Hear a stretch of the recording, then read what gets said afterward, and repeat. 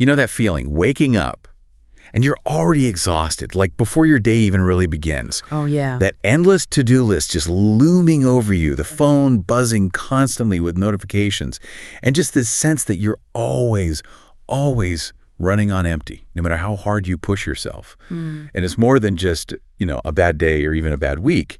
It's this pervasive sense of dread almost, like you're utterly depleted. Yeah. You might be wondering, is this just stress?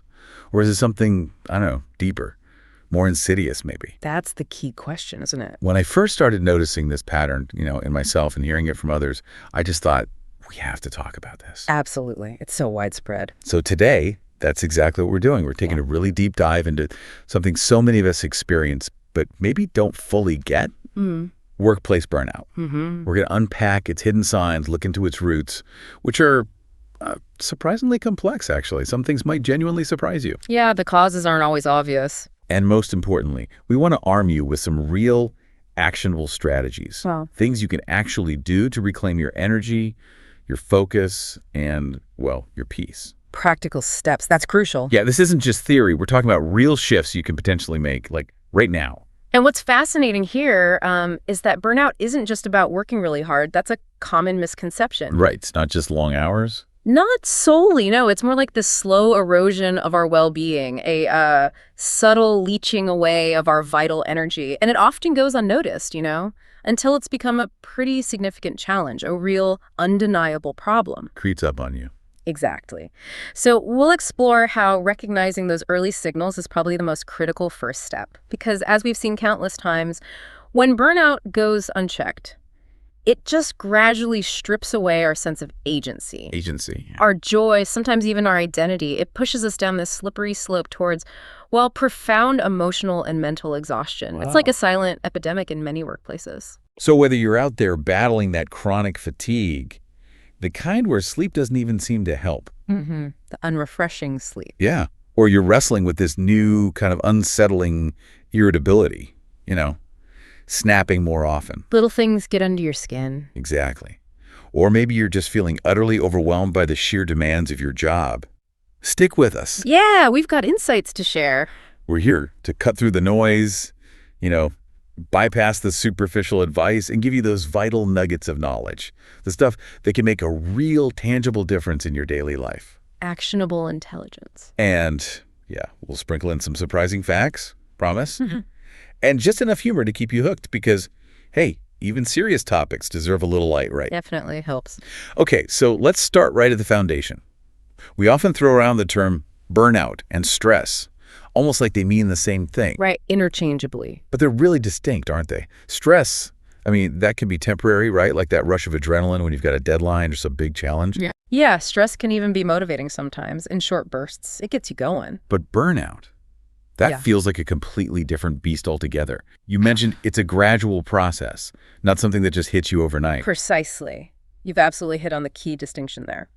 While stress is often characterized by too many demands, too much pressure, right? Oh, yeah. And you feel maybe overly engaged, even agitated sometimes. Hyper-focused almost. Yeah, maybe. But burnout is defined by too little. It's this profound state of emotional, physical, and mental exhaustion, a feeling of being completely emptied out. Emptied out, that resonates. And you're right, it doesn't develop overnight. It's a slow burn. It accumulates over weeks, months, sometimes even years. Wow, years. And this gradual, almost imperceptible erosion. That's why it's become such a significant challenge in today's, relentlessly fast-paced, performance-driven world. It really is relentless. And we live in this culture of upward comparisons, don't we? We're constantly looking at others, measuring ourselves against people who, from the outside, seem to be achieving more, pushing harder, doing it all so effortlessly. The social media effect, partly? Absolutely. It's like we're perpetually scrolling through this curated highlight reel of everyone else's best moments,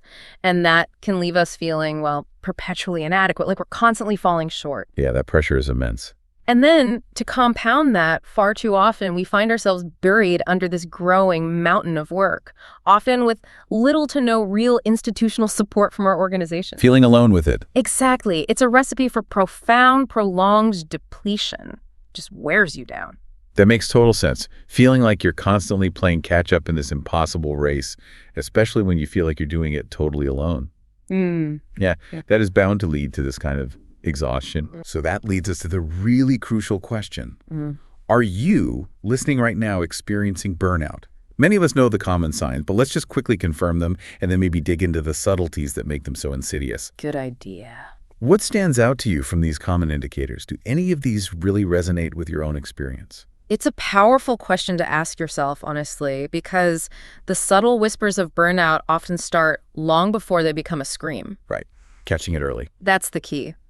The first, and maybe the most pervasive sign, is chronic fatigue. And this isn't just being tired after a long day. No. It's waking up exhausted even after what you thought was a full night's sleep.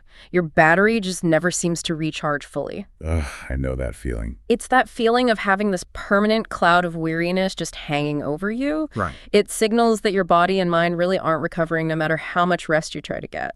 And that fatigue. Yeah. It can make everything else feel harder, right? Like, I know for me, after a really draining day, even something silly like a perpetually jammed printer can feel like a personal attack. Chuckles. Oh, absolutely. And that brings us perfectly to the next sign. Increased irritability. Ah, yes. The short fuse. Exactly. Those small inconveniences that you might normally just shrug off, suddenly they feel like major frustrations. Totally disproportionate reactions. Yeah. You might find yourself snapping at loved ones, getting easily annoyed by colleagues, or suddenly having a really short fuse for things that wouldn't normally bother you at all. Mm-hmm. This often stems from a depleted emotional reservoir. I mean, when you're running on empty, your capacity for patience, for tolerance, it's just severely diminished. Makes sense. It's a clear signal that your emotional reserves are in the red. You're operating on fumes, essentially. And when that emotional well starts to run dry, I guess the desire to even engage with things also dries up. Indeed. A profound lack of motivation is another key sign. Tasks that once brought you satisfaction, maybe even joy. Yeah, things you used to love doing. Exactly. Those things you used to dive into with enthusiasm, now they just feel overwhelmingly pointless. Or like an impossible burden. The spark is just gone. That's worrying. It is. When your work, or even parts of your personal life, no longer ignite that intrinsic desire to engage, it suggests a deeper disconnect. A profound loss of engagement that goes way beyond simple boredom or just temporary disinterest. It's this dispiriting kind of apathy. And burnout can also show up in ways we might not immediately connect to our job, right? Like sometimes physically. That's spot on. Burnout can absolutely lead to tangible physical symptoms. We're talking persistent headaches, maybe various digestive issues, or noticeable changes in your sleep patterns and appetite. Your body is keeping score. Your body is quite literally screaming for help. It's trying to communicate the immense internal stress it's under. Think of it like your body's version of a warning light flashing on your car's dashboard. Check engine light for your soul. Chuckles, exactly. Yeah. It's telling you something isn't right under the hood. You need to pay attention. And finally, a really heartbreaking symptom for many, isolation. Yes. This one is tough. You might find yourself withdrawing from friends, from family, from social obligations, even things you once genuinely enjoyed doing. The effort just feels too much. It does. The thought of engaging with people just feels too exhausting, like it requires too much effort you simply don't have. When you lose the desire for social connection, which is such a fundamental human need, it's a very strong indicator of burnout. So these signs, they're not just minor things to push through. Absolutely not. They aren't just minor inconveniences. They're your body and mind sending clear, undeniable distress signals, a red flag waving furiously. Okay. Paying attention to them, truly listening to what they're telling you is critical, because ignoring them is like ignoring that check engine light.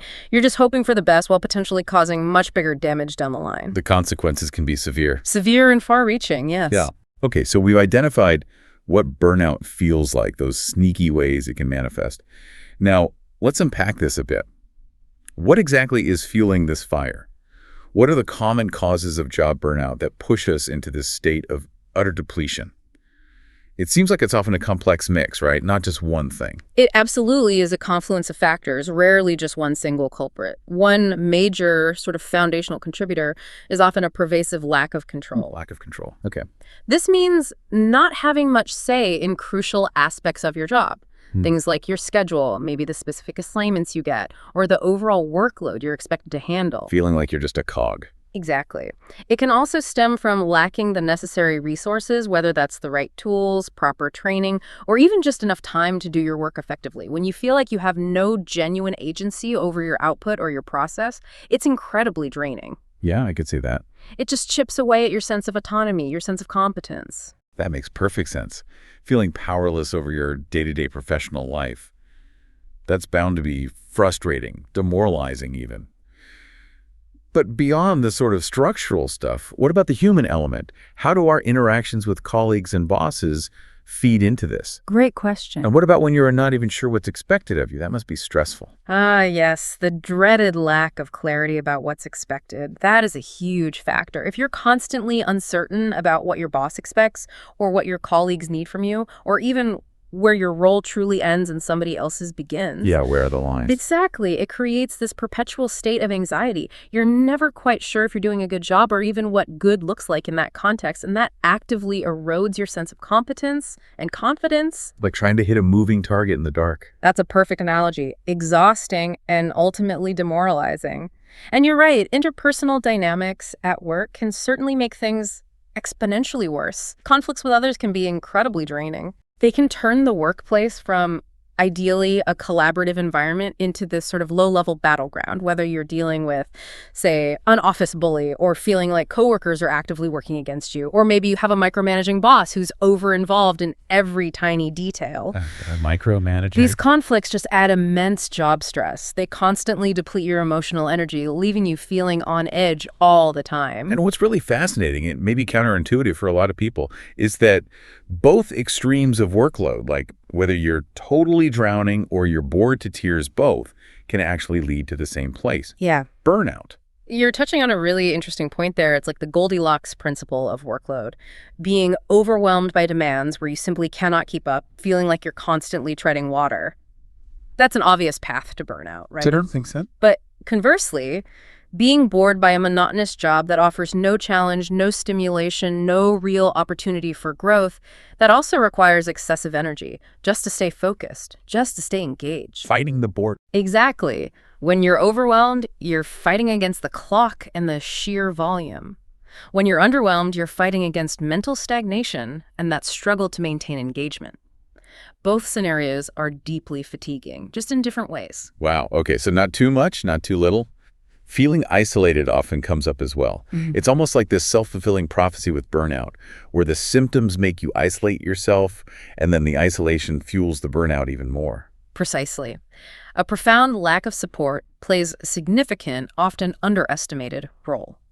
If you feel alone at work with no one to really lean on for help or understanding, Yeah. and then you maybe extend that feeling to a perceived lack of support in your personal life as well, that isolation can amplify stress and accelerate burnout dramatically. We need connection. Fundamentally, humans are social creatures. We thrive on connection and belonging. When those connections are absent or feel inadequate, it leaves this gaping hole in our emotional reserves, makes us much more vulnerable. And then there's the classic one, work-life balance. We hear about it all the time. It's almost a buzzword now. Chuckles. It is. But it's clearly a fundamental piece of this puzzle that we just can't ignore. It is perhaps the most commonly cited cause, and for good reason. Problems with work-life balance happen when your job consumes so much of your time and energy that you have absolutely nothing left. Nothing for your family, your friends, or even just for yourself. No time to recharge? No space for recovery, for joy, for maintaining an identity outside of work. This imbalance directly leaves that pervasive sense of being perpetually drained, like you're running on fumes constantly. It really makes you think. It does. And this raises an important question for all of us, I think. How much of what we perceive as our own individual failure or weakness, that feeling of I just can't handle this, is actually a symptom of systemic issues within our work environments? Right. It's not always just us. Exactly. These factors we've discussed, lack of control, unclear expectations, conflict, workload extremes, isolation, poor balance, they aren't just minor annoyances. They actively, relentlessly erode our emotional and mental well-being. They directly contribute to burnout. They just chip away at us piece by piece until we're left feeling utterly empty. So if you're experiencing these signs and these underlying causes are really hitting home for you, what does this all mean if you just do nothing? What's the true price of ignoring burnout? Because it's clearly not just about feeling a bit tired or stressed, is it? No, it's far, far more profound than that. The cost of unaddressed job burnout is incredibly steep. It impacts not just your professional life, but truly every single facet of your existence. If you do nothing, you'll likely find yourself feeling perpetually drained, just unable to cope with even minor stressors. Like your baseline resilience is just gone. Completely gone. It's like trying to run a marathon on an empty tank, endlessly, with no finish line even in sight. And this isn't just a mental state, it affects your entire physical being. And the consequences can be quite severe. Right. Extending way beyond just how you feel mentally. Yeah. Down to your actual physical health. Absolutely. You could experience severe sleep problems, for instance. Struggling to fall asleep, maybe stay asleep, or waking up feeling completely unrefreshed, just perpetually unrested no matter how long you were in bed. That feeds into everything else. It does. Emotionally, you might find yourself cycling through intense sadness, maybe anger, definitely irritability, often coupled with this general sense of not caring, a kind of chilling apathy that can be quite disturbing to experience. Disconnected. Very disconnected. And this profound emotional distress can tragically sometimes lead to increased reliance on alcohol or other substances as a coping mechanism, which only compounds the problem in the long run and creates whole new dependencies. A dangerous path. Extremely dangerous. And then there are the physical tolls, which are genuinely alarming. They affect your long-term health in really tangible ways. Okay, like what specifically? Well, neglecting burnout significantly increases your physical health risks. We're talking about a higher likelihood of developing serious chronic conditions. Things like heart disease, high blood pressure, type 2 diabetes. Wow, those are serious. Very serious. Furthermore, your immune system can become severely compromised. It makes you generally more susceptible to every passing illness, from the common cold to more serious infections. Your body's defenses are just down. You're just more vulnerable. Exactly. So if we connect this to the bigger picture, neglecting burnout doesn't just affect your work performance or your mood, it fundamentally impacts every facet of your life and your long-term health trajectory. It's not just about feeling bad. It's about tangible, measurable detriments to your physical and mental well-being that can have lasting, potentially irreversible consequences. It's truly a health crisis in slow motion for many people. Okay, this next part. When I first encountered this research on working hours, it really shifted my perspective. Because what's remarkable is that the relationship between how much you work and your mental health, it isn't a straight line at all. No, it's definitely not linear. It's actually U-shaped. And the science behind it is absolutely fascinating. For years, we've kind of had this simplistic idea, right? That more work equals more stress and worse mental health. Period. That's been the common wisdom, yeah.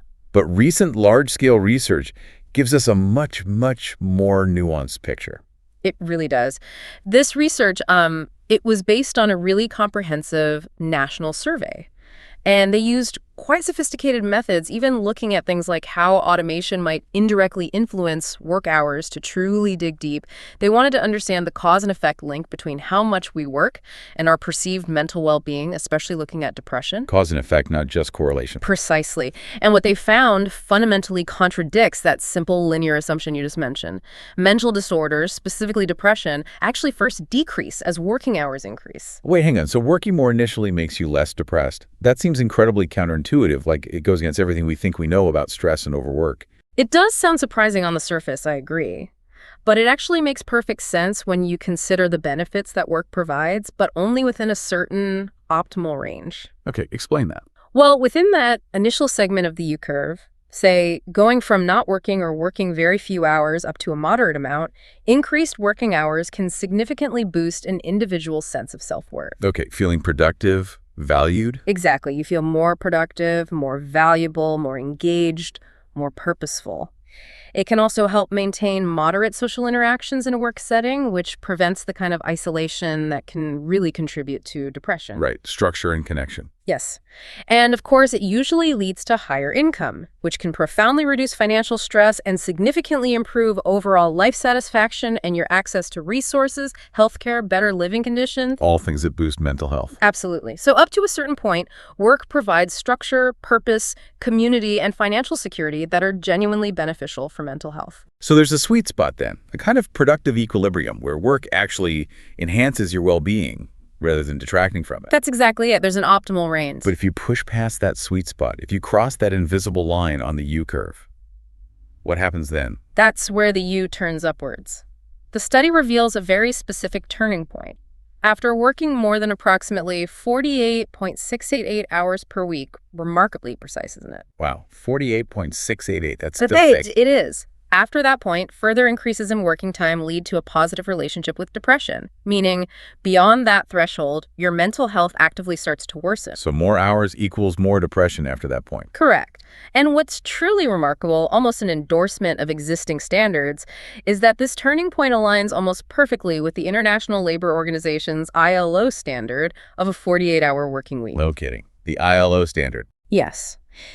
It effectively provides a robust scientific justification for that long-standing standard, but specifically from a mental health perspective. It suggests that, on average, beyond 48 hours, the mental health costs significantly outweigh any potential benefits we just discussed. Okay, so why the sharp decline after that peak? What's the mechanism driving that? Why does it suddenly turn detrimental after roughly 48 hours? Well, beyond this threshold, several critical factors really start to kick in and take a toll. Long working hours inevitably result in chronic fatigue and severe sleep deprivation. Your body and mind simply can't recover adequately day after day. The exhaustion accumulates. It does. This leads to dramatically increased psychological stress, that feeling of being perpetually overwhelmed and fundamentally unable to cope with the demands of your life, both work and personal. Feeling like you're drowning. Exactly. Yeah. And crucially, it severely weakens your social support systems because you have less and less time and energy to engage meaningfully with friends, with family, with your community. You withdraw. You withdraw, or you simply don't have the bandwidth. This social erosion then leads to profound isolation, which, as we've already discussed, is a huge contributor to burnout and depression. It all connects. It really does. So this isn't about laziness, not at all. It's about finding that sweet spot where work enhances life rather than draining it dry. It's about recognizing that there's a biological and psychological limit to how much productive, healthy work our minds and bodies can sustain without incurring significant, often irreversible costs. That 48.688 hour mark is just incredibly precise, almost unnerving. But as you said, it's an average, right? This isn't likely a one-size-fits-all situation. The impact of long hours must vary dramatically depending on who you are, your background, your circumstances. You've hit on a critical point. It's absolutely not one size fits all. The research then breaks down these differences, they call it heterogeneities, across various groups. And what they reveal about vulnerability is truly insightful. Okay, so who is most vulnerable when it comes to the perils of overwork? Let's dig into those differences. Right. Let's start with gender differences. Perhaps surprisingly, the study found that men actually show a higher level of depression when working overtime compared to women. Really? Men more than women. That goes against some stereotypes. It does. And the researchers speculate this could potentially be due to deeply ingrained societal and cultural pressures on men to be the primary breadwinners. That provider pressure. Exactly. Leading to greater financial responsibility and psychological stress when they feel they need to work longer hours to meet those expectations, maybe regardless of the actual financial necessity or personal cost. It's a heavy mantle to carry. That's a fascinating finding. What about age? Does our tolerance for overwork change as we get older? Do we get better at handling it or worse? The data suggests we get worse at handling it, actually. It shows that older workers have a lower tolerance for overwork stress. Their turning point for increased depression is significantly smaller. It kicks in around 44.966 hours per week. So, fewer hours before it becomes detrimental for them. Yes, compared to younger workers whose turning point is higher, up around 53.353 hours. Wow, that's a big difference. Almost 9 hours. It is significant. It suggests that as we age, our physical and maybe mental capacity to buffer against the negative impacts of excessive work diminishes.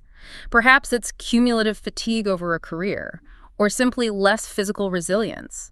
It makes sustained long hours more detrimental to our mental health. A call for employers to be mindful of age diversity and workload for sure. Definitely. Okay, and what about education?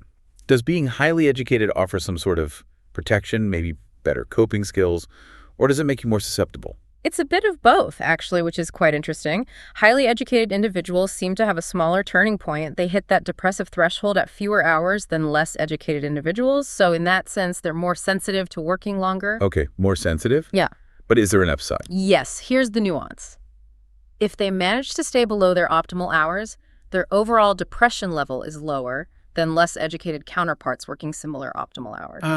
This could be attributed to generally better working environments, maybe more autonomy in their roles, higher intrinsic job satisfaction when they're working within that optimal range, or perhaps they're just more tuned into their own well-being and have more agency to adjust their hours. So potentially more sensitive to overwork, but also maybe in jobs that are better for their mental health if the hours are managed correctly.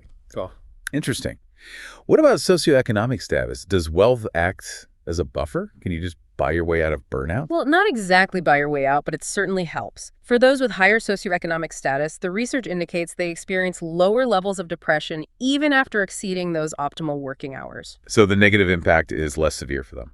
It appears so. This suggests that access to superior resources, whether that's better healthcare, childcare, more flexible support systems, the ability to delegate non-work tasks, or even just the privilege to choose less demanding work environments if needed. Like options.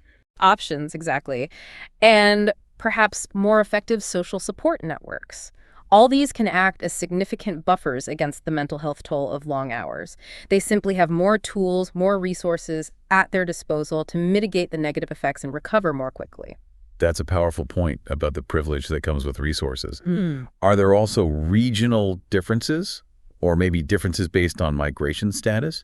Does that change the U-curve? Yes, quite notably. For rural residents, for example, the U-shaped curve is flatter, and that upward trend after the turning point is not prominent. It doesn't shoot up as sharply. Why might that be? The researchers suggest this could be linked to their potentially increased willingness to work more hours for higher income in certain economic structures, where maybe the immediate financial benefits are perceived to outweigh the mental health costs, or perhaps there's just a different cultural expectation around work hours in rural settings that normalizes longer days. Okay. And migrants? Conversely, migrants and those with better overall baseline health status seem to demonstrate a greater tolerance to overwork. They experience lower perceived mental disorders even when exceeding the optimal working time. Higher resilience there. It could be higher baseline resilience, yes.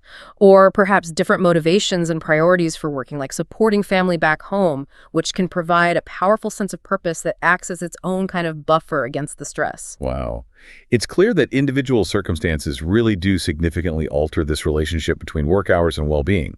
So thinking broadly now, for individuals and organizations alike, are there any bigger protective factors? Things beyond these specific demographics that can help soften the blow of overwork for everyone? Absolutely. And this is crucial for policy implications. The research highlights that robust labor protection and social security systems help to weaken mental disorders caused by overtime work. So strong safety nets matter. Immensely. This underscores the vital role of broader societal and organizational support systems, legal frameworks protecting workers' rights, access to healthcare, unemployment benefits. All these safety nets buffer individuals from the negative mental health impacts of overwork. It really puts the onus not just on the individual, but on the systems. Exactly. And it raises an important question for workplaces and policymakers everywhere. How can we acknowledge and effectively address these varied needs to foster healthier working conditions for everyone? Recognizing that a blanket policy, like just saying work 40 hours, might not serve all groups equally well. It's a complex puzzle, but one with really clear implications for population well-being. So we've explored the depth of burnout, the surprisingly nuanced science of overwork. Now, the really crucial part, what can you, listening right now, actually do? Today, at your desk, maybe in your car on the commute, or even just sitting quietly in your head for a few minutes? How do you start finding that peace? And it seems like it begins fundamentally with mindfulness. Mindfulness is incredibly powerful, and the great thing is it's not some abstract, mystical concept you need years to master. It's a practical skill. It's surprisingly easy to practice throughout your workday, and it can profoundly impact your well-being. It can make you happier, calmer, and significantly more focused. Happier, calmer, more focused. Sounds good. Right.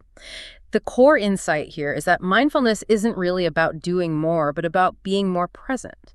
It's about training your brain gently to find calm and clarity, even amidst the chaos of modern life. Training your brain. I like that. So let's look at some practical ways to actually integrate it. Give us some concrete techniques, things we can literally try today. Okay, absolutely. First, there's something called mindful appreciation. This is a really simple exercise, but it's great for fostering contentment and gratitude, which are antidotes to that feeling of lack. Okay, how does it work? Just take a few minutes seriously, even just 2 or 3, to acknowledge things you normally take for granted. It could be anything.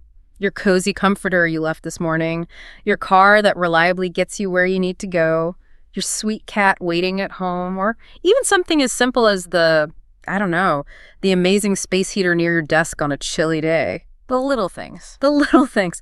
Just pause. Think about these things, what they actually add to your life, and allow yourself to truly appreciate them. You can even briefly imagine life without them. This helps shift your perspective and feel more grateful, pulling you out of that deficit mindset, that feeling of not enough. That's a great way to start the day, maybe. Or even just reset during it if things get stressful. What about right in the moment, though? When things get hectic, when your mind starts racing a mile a minute? Then you want mindful breathing. This is your go-to portable calm button. It's a simple meditation technique you can do literally anywhere, right at your desk, in the bathroom stall, even during a short elevator ride. Okay, talk us through it. Just sit comfortably, maybe close your eyes if you can. Breathe in slowly through your nose, maybe for a count of 3 or 4 seconds. Then exhale slowly through your mouth, perhaps for a slightly longer count.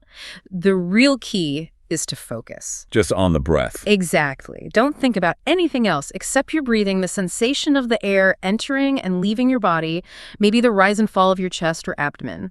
Now, when stray thoughts inevitably come into your mind, and they will, that's totally natural. Yeah, my mind wanders immediately.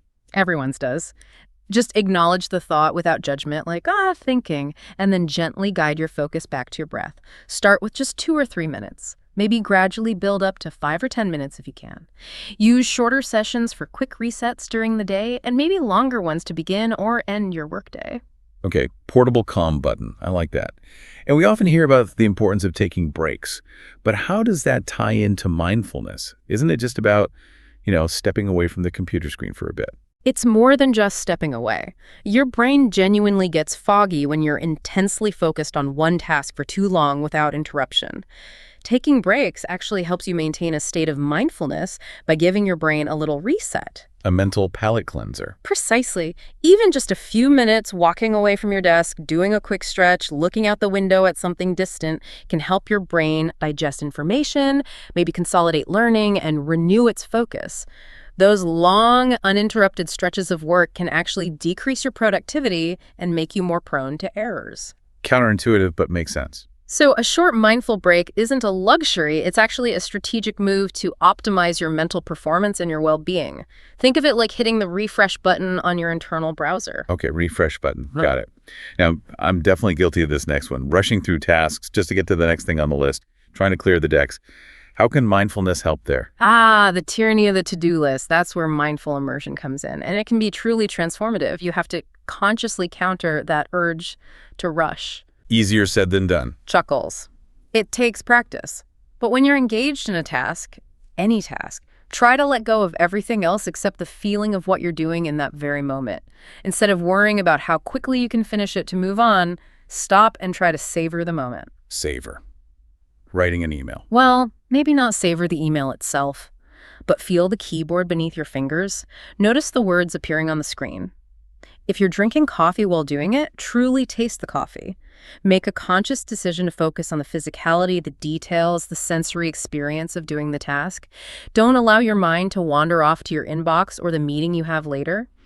By truly immersing yourself, even in mundane tasks, you'll often feel more content, you'll actually do better quality work, and you'll significantly reduce your anxiety level because you're not mentally juggling 10 things. Okay, mindful immersion. Focus on the now. What about the constant push for multitasking? Everyone seems to expect it. Is that a friend or foe to mindfulness? Because it feels like the opposite. A definite foe. Mindful focus actively combats multitasking, and the research is clear. Multitasking actually increases your stress level and paradoxically reduces your ability to focus effectively. You make more errors, things take longer overall, and you get less done well. Wow, okay, so it's less efficient. Much less efficient. Your heart rate even increases when you're trying to multitask. The practice here is simple in concept, but profound in effect. Choose one activity and stick with it until it's done, or until a planned break. Push other distractions out of your mind. Stay on that one task, thinking only about what you're doing in the moment. This strengthens your concentration muscle, dramatically improves the quality of your work, and helps you appreciate the task itself more. It's about doing one thing well, rather than 5 things poorly. One thing well. Okay, these are great practical, in-the-moment techniques. What about more generalized mental attitudes, like shifts in perspective that mindfulness can help cultivate? That brings us to practice acceptance. This is a big one. It's just not realistic to try to go through life without feeling some negative emotions sometimes. We're human. Yeah. Stress happens. Frustration happens. Right, you can't just switch them off. Exactly. So when you're feeling stressed or upset, instead of fighting it or pushing it away or judging yourself harshly for feeling it, I shouldn't feel this way, try deciding to simply accept the feelings you're having. Accept them. Doesn't that mean giving in? Not at all. Acceptance isn't about resignation or wallowing. It's about acknowledging the emotion without letting it completely consume you. It's like saying, okay, I feel stressed right now. That's what's happening. This acceptance actually allows your mind to then move towards a solution or coping strategy instead of just dwelling on the problem or fighting the feeling itself. It helps you return to a more content, proactive state much faster. Okay, acknowledge it, don't fight it. Got it. And what about how we interact with others at work? That's such a huge source of stress for so many people, especially when there are miscommunications or conflicts. Indeed, mindfulness extends to our interactions too. A key skill here is to engage in active listening.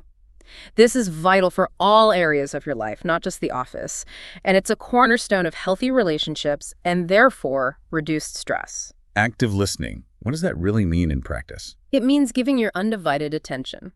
Put your phone away, make eye contact, nod, maybe smile at appropriate times to show you're engaged. But the crucial part is, listen to what the speaker is actually saying. Don't assume you already know their point before they finish, and definitely don't spend the time they're talking composing your witty response in your head. Chuckles. Guilty as charged sometimes. We all are. Resist that urge to interrupt or correct immediately. And try not to turn every conversation into an opportunity to talk about yourself. People can genuinely tell when you're truly listening versus just waiting for your turn to speak. It builds much stronger relationships, fosters trust, and significantly reduces stress caused by miscommunication and misunderstanding. That's huge. Yeah. Okay, finally, in our always-on, hyper-connected world, there's one more vital practice. It's often overlooked, maybe because it feels countercultural, but it could be the most impactful for some people. Ah, yes. You must mean mindfully unplugging. This is critical. We need to consciously disconnect from the constant barrage of distractions. The radio chatter, the TV news, the endless scrolling on our cell phones, the constant pinging of email notifications. The digital noise. Exactly. These constant demands on our attention, the buzzing and pinging, they can actually make us more impatient, more forgetful, and they add significantly to our cognitive load and stress level. Spending some time truly unplugged, even just for a mindful breathing exercise or a short walk without your phone, can dramatically boost your productivity when you do return and make you feel much more relaxed overall. It feels counterproductive not to be checking, but you're saying it's the opposite. It is counterproductive to try to work effectively while constantly monitoring notifications. Try turning off the radio in the car on the way home from work. Just enjoy the silence, take the time to clear your head, focus on your breathing, maybe just the feeling of your hands on the steering wheel. Or try leaving your phone in another room for the first hour after you get home. Small steps. Small, intentional steps. These mindfulness practices, appreciation, breathing, breaks, immersion, focus, acceptance, listening, unplugging, they aren't just nice-to-haves. They are essential tools for mental agility. They are practices that literally retrain your brain to be present, to focus, and to calm itself, even amidst the everyday chaos. They allow you to regain control of your attention, which is maybe our most precious resource. Okay, so if mindfulness is our internal compass, helping us navigate the inner chaos and find calm, then boundaries, they must be our external shield, right? Our personal force field. They seem absolutely critical to preventing burnout. Why are they so profoundly important, especially in this modern work landscape where work seems to bleed into everything? They're absolutely fundamental. Boundaries protect your most valuable finite resources, your time and your energy. They allow you to reserve those resources for the things that truly matter most to you, whether that's your core work responsibilities, your well-being, your family, or your personal passions. Protecting your time and energy. Exactly. There was research published in the Journal of Organizational Behavior, I believe, which found that employees who reported having clear boundaries between their work and personal lives, They were significantly less likely to ruminate or think about work outside of actual work hours. They could switch off. They could mentally disengage. And this ability to create that clear separation, it acts as a really important buffer against stress. It prevents work from infiltrating and consuming your entire life 204/7. It's essentially about building a fortress around your personal peace and recovery time. Building a fortress. I like that image. So it's about drawing clear, intentional lines, not just kind of wishing things were different. What are the essential types of boundaries we really need to think about setting, maybe in different areas of our lives? Yeah, categorizing them can make them easier to identify where you might need them, and then easier to set and understand their impact. First, there's your mental boundary. Okay, mental. This is about deciding what you will and won't spend your precious mental energy thinking about. It involves actively choosing not to ruminate endlessly on work issues after hours or replaying negative interactions with a colleague over and over again. It's about guarding your mental space. Okay, choosing what thoughts to engage with. Precisely. Then there's the crucial time boundary. This is about how much time you will give to specific tasks, to requests from others, and to other people's priorities. And crucially, when you will give that time. Saying no to late nights. Exactly. It's about saying no to staying late when you've already put in your contracted hours, or making a conscious choice not to check emails first thing in the morning or last thing at night, or definitely not on your day off, protecting your non-work time. I imagine emotional boundaries are a particularly tough one for many people, especially if you're naturally empathetic or maybe work in a helping profession. It seems so easy to just absorb everyone else's problems. They are perhaps one of the most challenging to define and maintain effectively. Emotional boundaries define the extent to which you take on other people's emotional burdens or feel responsible for their feelings. Okay. It's about offering support, kindness, and empathy, which are wonderful things, but without becoming completely drained or overwhelmed yourself by their problems. It's knowing where their emotional baggage ends and where your responsibility begins, or rather, where it doesn't. Knowing your limits, then there are more tangible ones. Yes. We have material boundaries. This covers how, when, or even if you use your own personal property or finances for work purposes. Like buying your own pens. Chuckles. Could be pens. Or not supplying your own office stationery consistently.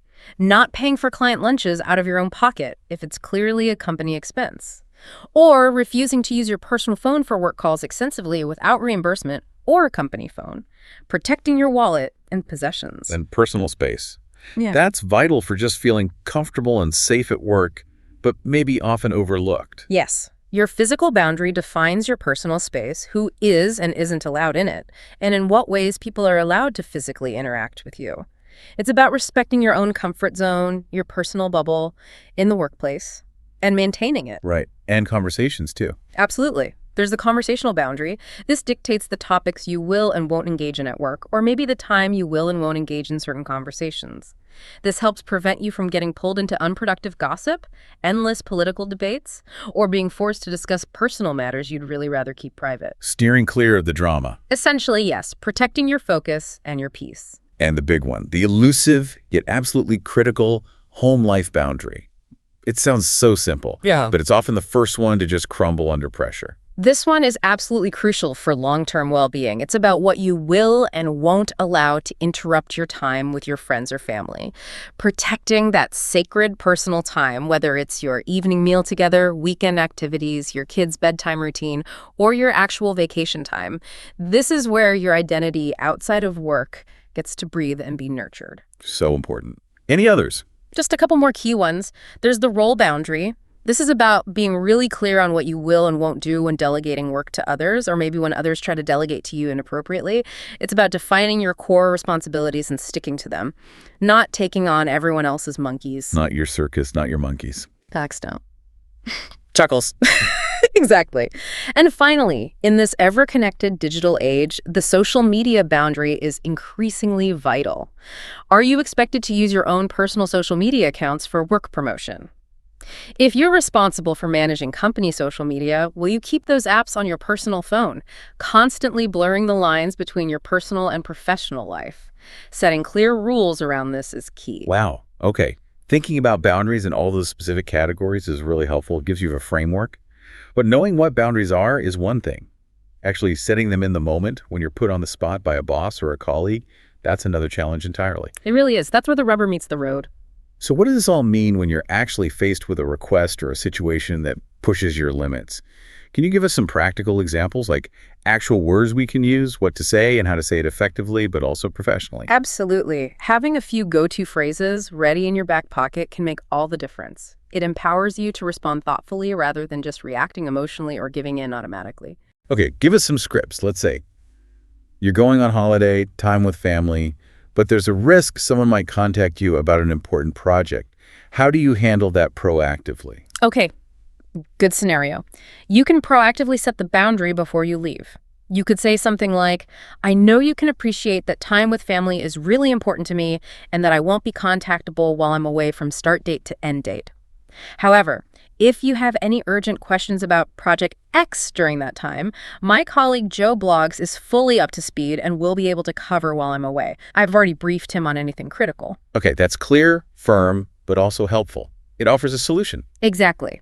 You're stating your unavailability, but also showing responsibility by ensuring coverage. What about those incessant work WhatsApp group notifications? The ones that buzz late into evening or all weekend, constantly pulling you back into work mode when you're trying to relax. Ugh, the tyranny of the group chat. For those late night or weekend conversations, you can politely but firmly state in the group, maybe during work hours, hey team, I find this group really helpful for solving problems quickly when I'm away from my desk during the day. Just wanted to let you know that during the evenings and weekends, to make sure I properly switch off and recharge, I'm going to be muting the notifications and generally ignoring the app. I'll definitely pick up the thread and catch up on anything I've missed when I'm back in work mode on Monday morning. Sets a clear expectation, models healthy behavior too. Precisely. And it normalizes switching off. Okay, here's a classic. The last-minute urgent request that lands on your desk at 4:55 p.m. on a Friday, right when you're about to leave, especially if you have a family commitment you absolutely cannot miss. That's a common pressure point. Oh yes, the Friday afternoon special. This tests your time boundary. You could say, okay, I understand this is urgent. I can definitely help you with this for the next hour, but just to let you know up front, I will need to leave promptly at 6 p.m. as I have an important non-negotiable family engagement to get to. So you offer help, but state the limit clearly. Exactly. You're demonstrating willingness to help within reasonable limits, but clearly stating your non-negotiable departure time. It shows commitment without sacrificing your personal life entirely. What if a colleague starts venting at you, going into a long, really emotionally draining monologue about their problems, but you're already feeling completely tapped out yourself, maybe at the end of a really long day? How do you protect your emotional capacity without seeming like a totally unsupportive jerk? That's a delicate one. You need to protect your emotional energy, and it's absolutely okay, even necessary, to do so.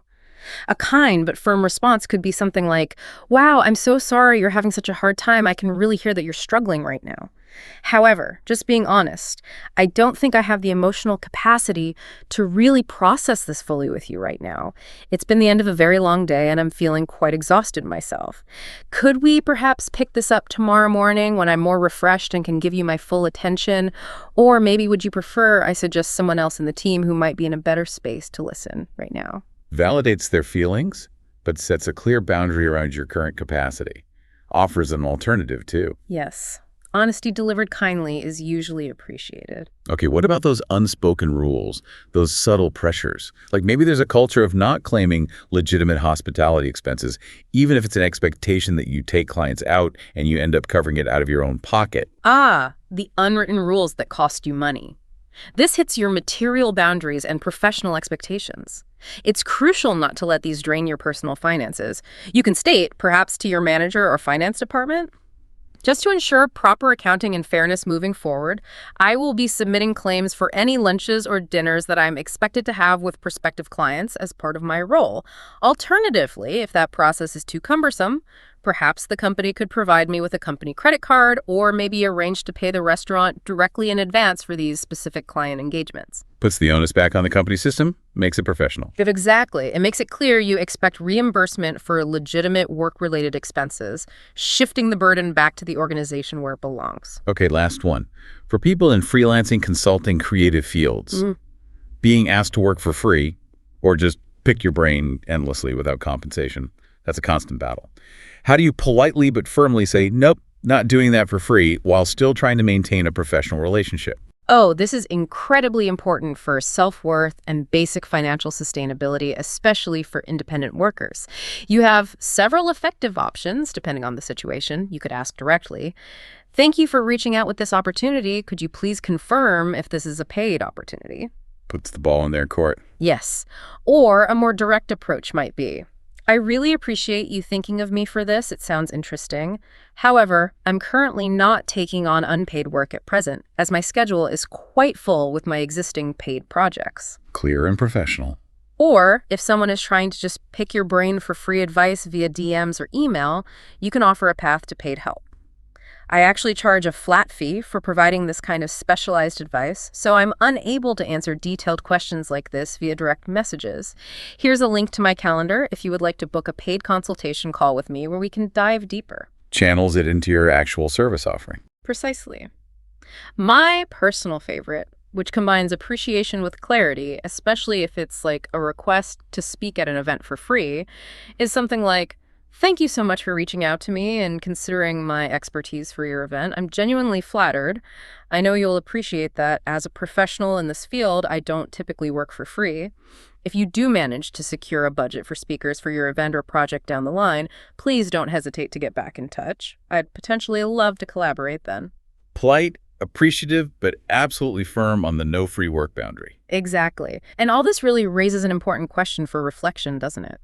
How often do we automatically say yes, maybe out of habit, or out of a fear of disappointing others or fear of conflict, rather than saying yes or no based on genuine intention and an honoring of our own capacity? That fear of saying no is powerful. It is.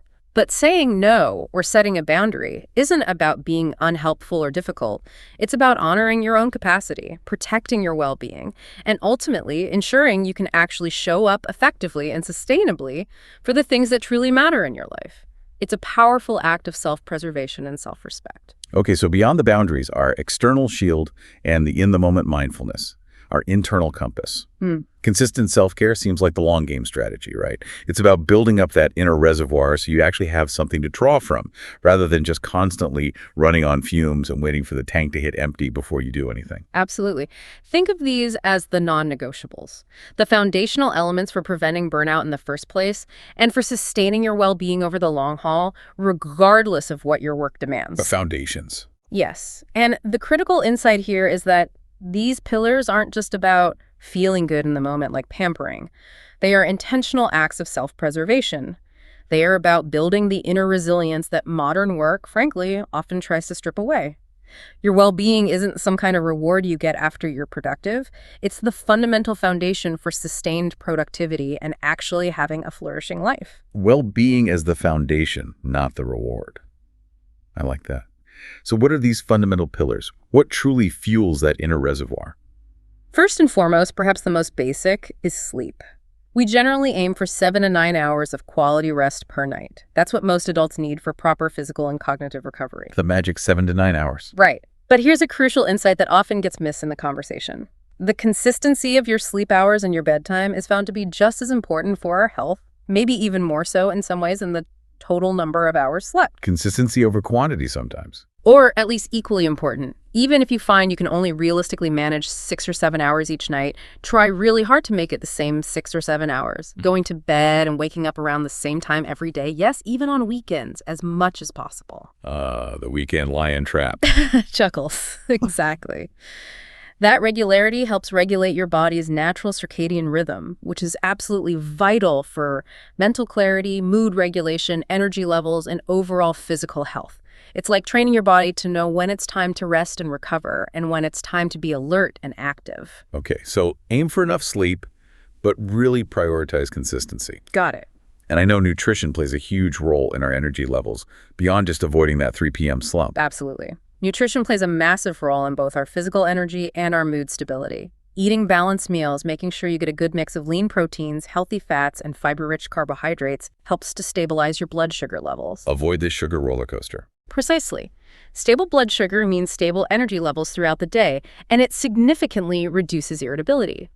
Avoiding those drastic blood sugar swings can prevent those mid-afternoon energy crashes that leave you reaching for unhealthy coping mechanisms, like grabbing another sugary snack or too much caffeine, which just creates a vicious cycle. Think of your body as a high-performance vehicle. It needs the right kind of fuel to run well. Good fuel in, good energy out. Makes sense. And we all know exercise is important, but how does it specifically help with burnout and stress management? Is it just about physical fitness, or is there more to it? There's much more to it. Exercise is a powerful, often underutilized antidote to stress and a significant protector against burnout. Regular physical activity, and this doesn't mean you have to run marathons, even something as simple as a brisk 20-minute walk during your lunch break can significantly reduce stress hormones like cortisol. Burns off the stress hormones. Exactly. And at the same time, it boosts mood-enhancing neurotransmitters like endorphins and serotonin, those feel-good chemicals. Studies show that even getting around 5,000 steps a day is enough to help keep mild to moderate depression at bay for many people. 5,000 steps. That seems achievable. It really is for most people. It's not about becoming an elite athlete or hitting the gym hardcore every single day unless you love that. It's about consistent movement. Moving your body regularly helps manage stress, improves your overall physiological state, boosts your mood, and gives your mind a much-needed break from cognitive demands. It's like physically shaking out the stress from your system. Shake it out. Love it. And as we discussed earlier, isolation is both a common symptom and a cause of burnout, so maintaining strong social connections must be a crucial pillar of self-care too, right? Without a doubt. It's absolutely fundamental. Humans are wired for connection. Having a supportive network provides a profound sense of belonging, it buffers stress, and it helps lighten our emotional burdens. Knowing you're not alone. Exactly. So make an effort to reach out to loved ones, friends, family, people you trust and feel good around. Prevent that isolation from setting in because isolation can critically worsen burnout. Even just a quick phone call, sharing a meal, or having a brief, meaningful conversation with someone you trust can make a world of difference. It reminds you that you're not alone and that you have a support system and identity outside of your work role. So important to nurture those relationships. And finally, a big one that I think many people struggle with, especially when their job starts to consume their entire identity, that feeling that I am my job. How do we counter that? That's it. That's where cultivating hobbies and interests outside of work comes in.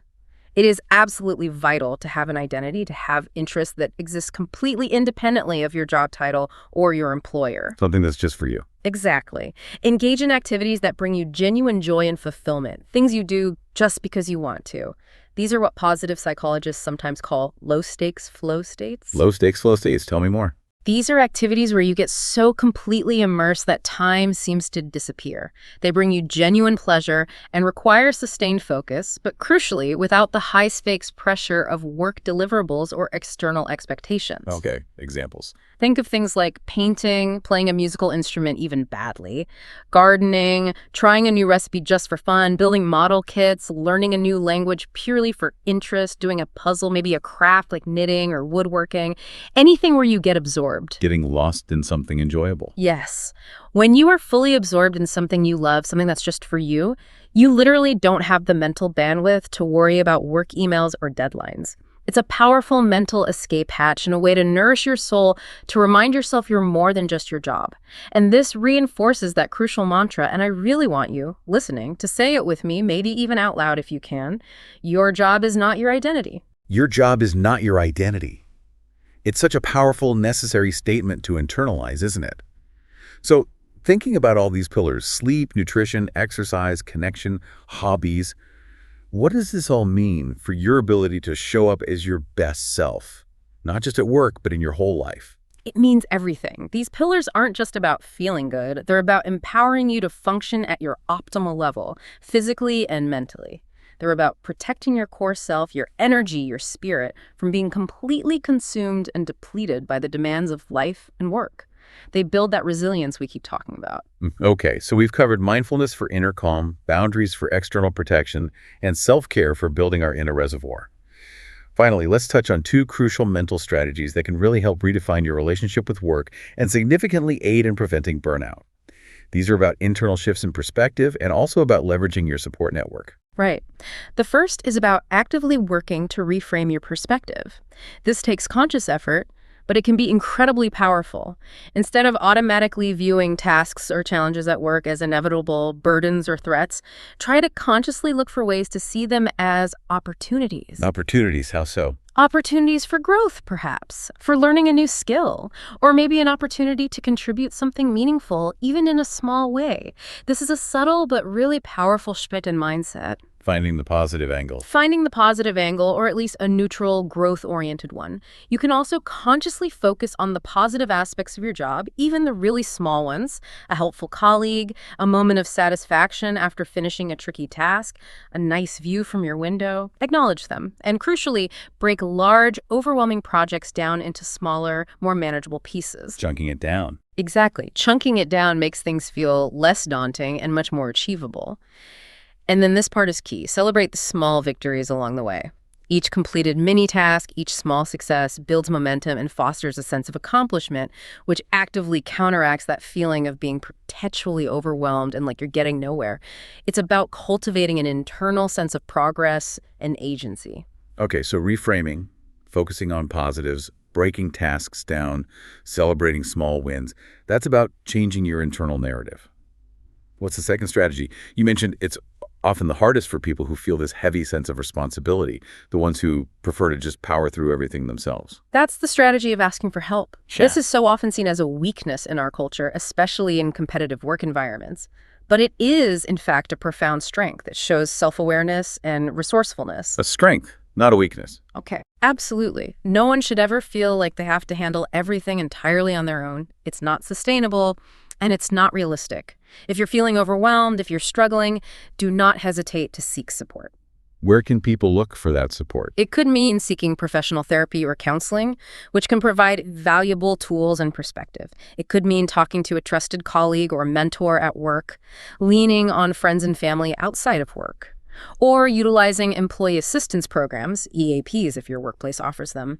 They're often underutilized and can be very helpful. Feeling like you belong and that you have a support system you can turn to actively protects against burnout. Admitting you need assistance is a sign of self-awareness and proactive self-care, not weakness. So important to remember that. And just on a practical day-to-day level, especially in our always-on culture, we really need to schedule in actual breaks, don't we? Like real breaks, not just eating lunch hunched over a keyboard while still typing. Oh, absolutely. You must consciously take breaks and disconnect. In this always-on culture, it's so easy to feel constantly connected and obligated to be responsive 24/7. You have to intentionally schedule what I sometimes call oasis moments throughout your day. Oasis moments, I like that. It means actually taking your lunch break away from your desk. Even if it's just to step outside for 10 minutes and breathe some fresh air, go for that short walk around the block we mentioned to clear your mind. And be really disciplined about setting boundaries for checking emails and work messages after hours seriously.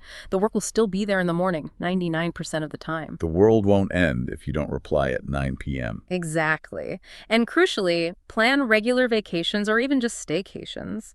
Don't just hoard your paid time off like a badge of honor. Use it to fully recharge, to properly step away from the demands and mental space of work, and to remember who you are outside of that job title. Use your vacation time. Revolutionary idea. Okay, and finally, connecting back to that sense of purpose and meaning, which can feel so elusive when you're feeling burned out and cynical, how can we maybe reignite that? Yes, this is about tapping back into motivation. Look for opportunities to shine, or maybe just opportunities to contribute in ways that feel meaningful to you. Feeling recognized and valued is essential fuel for preventing burnout and reigniting that inner spark. How do you find those opportunities? You might need to actively seek them out. Are there ways you can add unique value at work, maybe by taking on a small part of a new project that genuinely excites you? Or perhaps look outside work. Could you volunteer for a cause you really care about, even just for an hour a week? Or simply offer to help a struggling colleague with something you're good at. These actions can provide a renewed sense of meaning and purpose. Contributing and feeling appreciated. Exactly. Feeling appreciated for your efforts, including those that might be outside of your direct job description, goes a long, long way towards sustaining your energy and motivation. And here's a bonus tip. Make it a habit to take time to recognize others for their efforts too. Giving genuine appreciation can often be as rewarding and mood-boosting as receiving it. It creates this positive feedback loop in your environment. Pay forward. Yeah. So ultimately, all these strategies, reframing, asking for help, taking breaks, meaning this is really about working smarter, not just harder. It's about actively protecting your core self, ensuring your well-being isn't sacrificed at the altar of endless, unfulfilling productivity.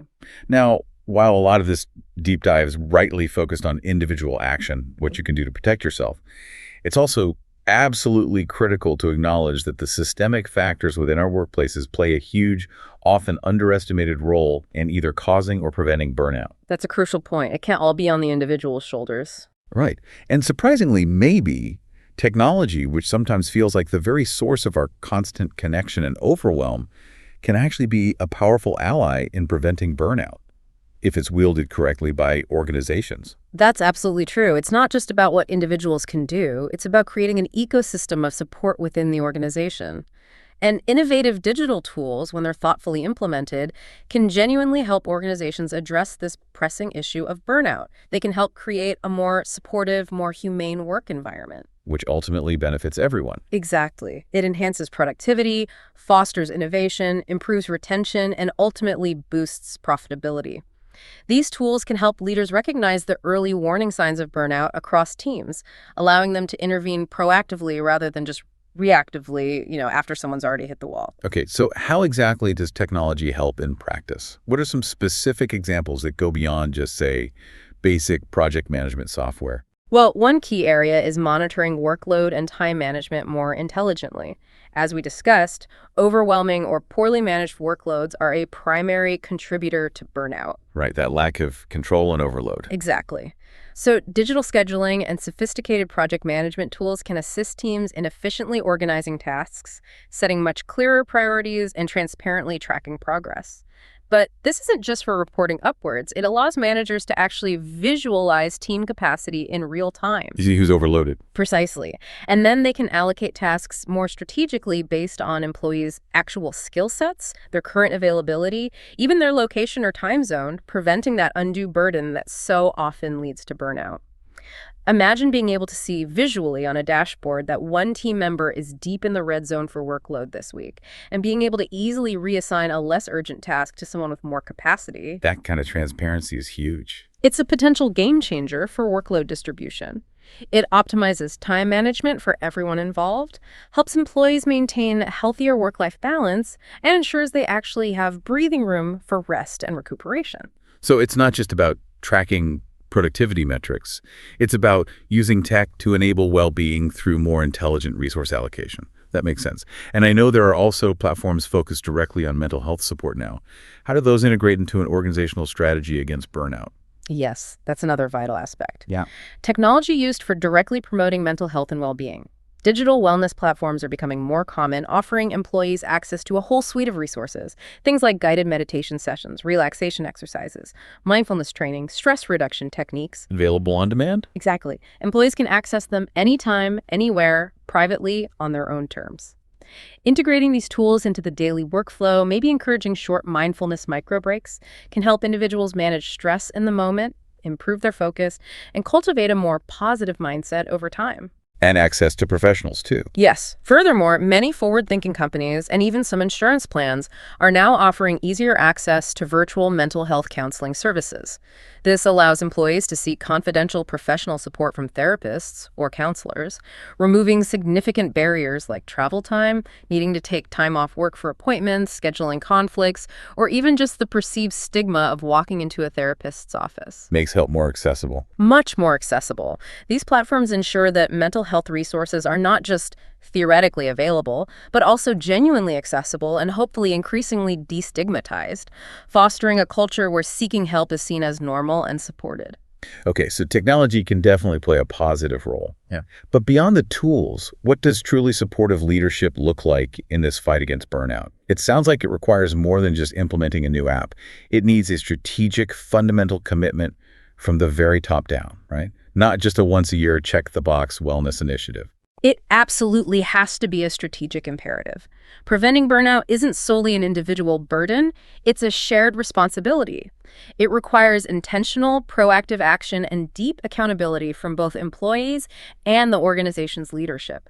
For leaders, it really starts with asking themselves some critical, maybe uncomfortable questions honestly and regularly to assess their current approach to addressing burnout-related challenges within their teams and the wider organization. This is where the rubber truly meets the road. Okay, like what sort of questions, what should leaders be asking themselves, maybe their next leadership team meeting?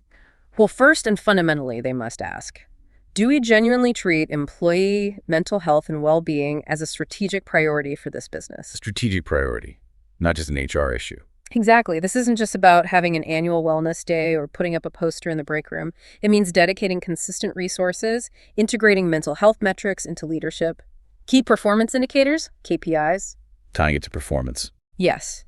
Making it a standing item on board agendas.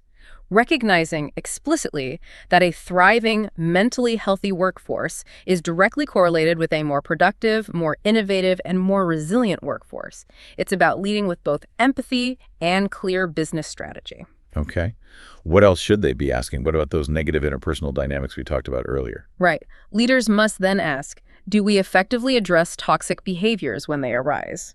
This refers to proactively identifying and addressing things like office bullies, micromanagers who suffocate autonomy and trust, or individuals who consistently create a negative, draining atmosphere. It means having clear policies against such behaviors and, crucially, consistently enforcing them. It requires creating a respectful, psychologically safe environment where conflicts are resolved constructively, not just allowed to fester and silently poison the well. Psychological safety, that's key. And fostering an environment where everyone feels like they belong, where they can actually grow. Absolutely crucial. Leaders need to ask, do we actively create inclusive work environments? An inclusive environment ensures everyone feels like they belong, that their unique voice is heard and valued, which is itself a powerful protective factor against burnout. It fosters that sense of psychological safety we just mentioned. And building on that, they must ask, do we truly enable individual growth? This means providing genuine opportunities for learning, for development, for skill acquisition, and for taking on new, engaging challenges, preventing that boredom and stagnation that, as we discussed, can also lead to burnout. It's about investing in your people's potential. And sustainable work practices. Yeah. That seems essential to avoiding that U-curve we talked about, preventing people from constantly hitting that breaking point. Indeed. So the question becomes, do we actively promote sustainable work? This ties directly back to that 48-hour-ish threshold we uncovered. Are leaders setting realistic expectations regarding working hours, overall workload, and the resources provided to do the job? Are they ensuring that employees aren't constantly pushed beyond their physiological and psychological limits just to keep up? This requires active monitoring and management, not just hopeful thinking or praising people for working themselves into the ground. And holding leaders accountable for this. Yes, that's the next critical question. Are we actually holding our leaders accountable for fostering these healthy environments? It's not enough to simply have nice policies on paper. Leaders, managers at all levels must be evaluated perhaps as part of their performance reviews on how well they cultivate a healthy work environment, manage workloads effectively, and support their teams to prevent burnout. Their ability to do this needs to be recognized and rewarded or addressed if they fail. Making it part of their job description, essentially. And tackling this stigma around mental health that still feels like such a huge, often invisible hurdle in many workplaces. So many people suffer in silence. It is perhaps the most pervasive cultural barrier we face in this area, so leaders must ask, are we effectively tackling the stigma around mental health in our workplace culture? This means actively creating a culture where it's not just acceptable, but genuinely encouraged for people to talk openly about mental health struggles, to ask for help without fear, and to take time off for mental well-being without facing judgment, career repercussions, or being labeled as weak or not committed. It's about normalizing the conversation from the top down. Normalizing vulnerability. Precisely. And finally, a practical question. Do our existing resources truly serve employee needs? Are the wellness platforms we offer, the employee assistance programs, the support systems we have in place, are they genuinely accessible? Are they relevant to the diverse needs of our workforce? And most importantly, are they actually used? Or do barriers still exist? Really evaluating effectiveness. Yes. Because if we connect all this to the bigger picture, companies that embrace digitization not just for raw productivity tracking, but with an intentional focus on enabling employee well-being, and that prioritize these kinds of leadership commitments and accountability. They can dramatically boost employee engagement, satisfaction, and retention. This doesn't just improve employees' lives, which is reason enough, but it also leads directly to a more productive, more innovative, and ultimately a more profitable and sustainable organization.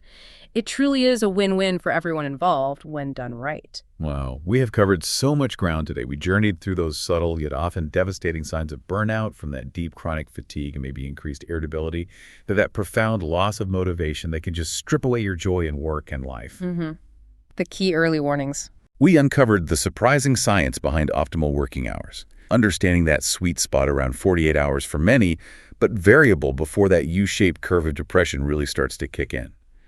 And recognizing how much that threshold varies for different groups of people, reminding us there's no single, simple, one-size-fits-all solution here. That nuance is so important. Then we explore those powerful practical mindfulness techniques that you can use right now, today, to help calm your mind and focus your attention, even when chaos is swirling around you. Tools for inner peace. We learned how to set those essential boundaries, mental, time, emotional, physical, and more, to protect your personal energy and your space. And we armed you with specific, actionable words, those scripts you can use when you need to say no professionally and kindly, which is often so hard. Building that external shield. We saw how crucial both personal self-care is, things like consistent sleep, balanced nutrition, regular movement, and deliberately cultivating hobbies, and how robust organizational support, even through innovative technology and truly empathetic, accountable leadership, can make a world of difference. Individual and systemic approaches working together. It really feels like it's about recognizing the problem first, understanding its many complex layers, the personal, the scientific, the organizational, and then actively, intentionally building your own resilience toolkit, one step, one practice at a time. Beautifully summarized. And I think the key takeaway here is that the journey to preventing burnout or recovering from it, it's not about reaching some kind of static destination. It's not like you suddenly arrive at a place where you're cured of all stress forever, like you've landed on some blissful, stress-free island. Chuckles, if only. Right. Instead, it's much more about cultivating a continuous ongoing practice. A practice of self-awareness, really tuning in to those signals your body and mind are sending you. A practice of deep self-compassion, being kind to yourself when you're struggling, not beating yourself up. And a practice of consistent self-advocacy, using your voice to set those boundaries and ask for the support you need. A continuous practice. Yes. It's about regularly checking in with yourself, recognizing those early signals we talked about, and proactively applying the strategies we've discussed today, adapting them as needed. Remember, your well-being isn't just some personal luxury you attend to if you have time. It is the fundamental foundation for everything else you contribute to your work, yes, but also to your relationships, your community, your life. The foundation. Absolutely. Prioritize your health, nurture that inner reservoir, protect your energy, and you'll simply be better equipped to show up as your best, most authentic, most effective self in all areas of life. In fact, I'd go so far as to argue that taking care of our own mental health is, in a very real sense, our civic duty. Civic duty. That's a strong statement. Explain that. Well, when we are well, when we are whole, when we're not depleted and running on empty, we are simply better equipped to contribute positively to our families, to our communities, to our workplaces. We have more patience, more creativity, more empathy, more capacity to solve problems and support others. It creates this powerful ripple effect of positive change outwards from ourselves. So protecting our own well-being isn't selfish. It enables us to be better citizens of the world. Wow. Taking care of yourself is a civic duty. That's a really powerful reframe to end on. Thank you. We truly hope this deep dive today has provided you, our listener, with valuable insights and, more importantly, some practical strategies you can actually use. Please don't feel like you need to implement everything we talked about all at once, or that you have to do it perfectly from day one. Absolutely not. Start small. Start small. Pick just one or two techniques or ideas that really resonated most deeply with you from today's conversation. Maybe it's mindful breathing. Maybe it's setting one specific boundary around email. Maybe it's just scheduling a walk at lunchtime. Try it out consistently for a week or two. See how it feels. Remember, you have more agency than you probably think in shaping your experience and protecting your peace. Thank you so much for joining us on this essential exploration of finding peace and effectively managing job stress. Thank you for listening. Be well.